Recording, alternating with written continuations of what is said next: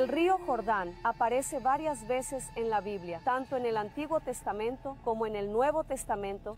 El nombre nunca cambió y siempre fue Nahali Arden, río Jordán. En él ocurrieron varias cosas y vamos a hablar sobre las 3 más importantes a partir de ahora.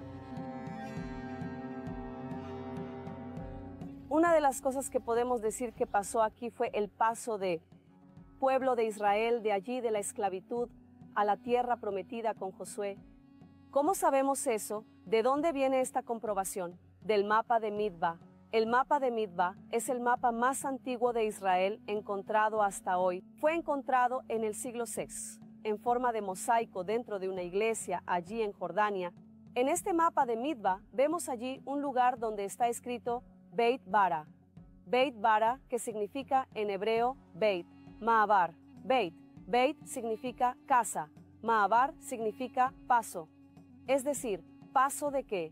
Paso del pueblo de Israel de allí a la tierra prometida. En este mapa también, allí, donde está el supuesto lugar que estamos aquí, del paso del pueblo, lo que ahora salimos a la historia.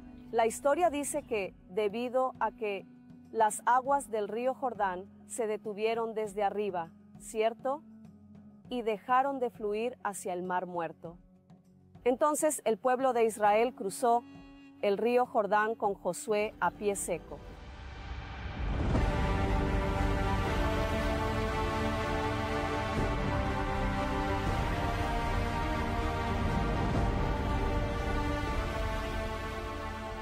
La historia dice que porque eran numerosas personas, el agua se detuvo, pero allí estaba seguro húmedo. Había el flujo del río y las personas comenzaron a pasar. Entonces sucedió lo siguiente, así era la orilla. Las personas fueron pasando, se hundió la tierra. ¿Y qué hizo? Hizo este llamado en hebreo de Pitul. Cambió el borde del río.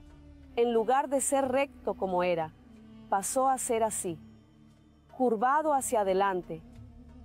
Es decir, ¿qué cambia esto? Esto cambia que vemos exactamente lo que está escrito. En el mapa de Midba vemos una curva y vemos incluso una madera que fue colocada aquí.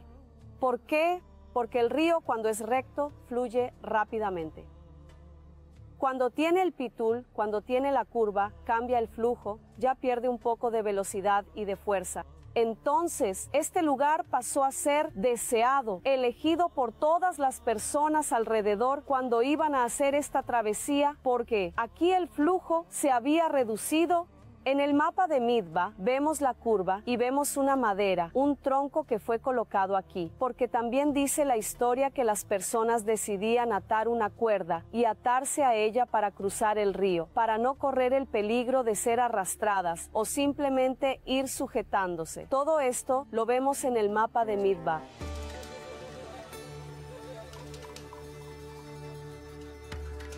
Otra cosa es el nombre. Entonces, tenemos primero la arqueología, que es la época bizantina, donde fue encontrado el mapa de Lisboa en el siglo VI. Y tenemos la historia y también tenemos la concreción de esto a través del nombre. ¿Por qué? Porque en la época musulmana, aquí, desde la época musulmana, pasó a llamarse Qasr el-Eud. Al principio pensaron que el Qasr, de la forma en que está escrito, quiere decir castillo, castillo de los judíos, pero aquí no hay castillo, no existe ningún castillo. Pensaron incluso, tal vez, en la posibilidad de los castillos que Herodes construyó en Jericó, que está muy cerca, y sabemos que Herodes era considerado judío, pero con los estudios verificaron que no, que fue un error en la escritura, porque existe en árabe el Qasr y existe el Qasr. La pronunciación es muy parecida, pero el segundo, que es un Qasr, no quiere decir castillo, sino que quiere decir romper, quebrar. Entonces, esta fue otra de las conformaciones.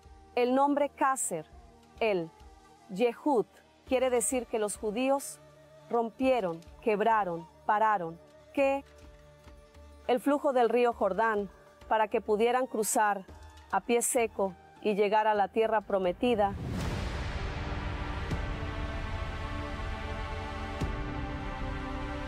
El paso por el Jordán, por los judíos, significa el lavado, significa el baño, significa la purificación, porque venían de años caminando por el desierto, tenían impurezas, tenían suciedad, tenían toda esa origen pagana, esa adoración de dioses que tenían, y todo eso tenía que ser dejado atrás. Todo el pasado, todos los traumas, todo lo que vieron, todo lo que pasaron, vivieron, tenía que ser dejado atrás.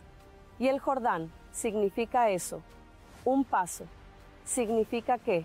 Significa que tú rompes, que interrumpes, que detienes todo lo que has hecho en tu vida, que es contrario a la palabra de Dios, a la voluntad de Dios, que te impide mantener tu comunión con Dios, para que entonces ese flujo pueda seguir, puedas cruzar y llegar a la tierra prometida, que es la tierra, que es la promesa de Dios para ti, que es donde Dios te llamó a estar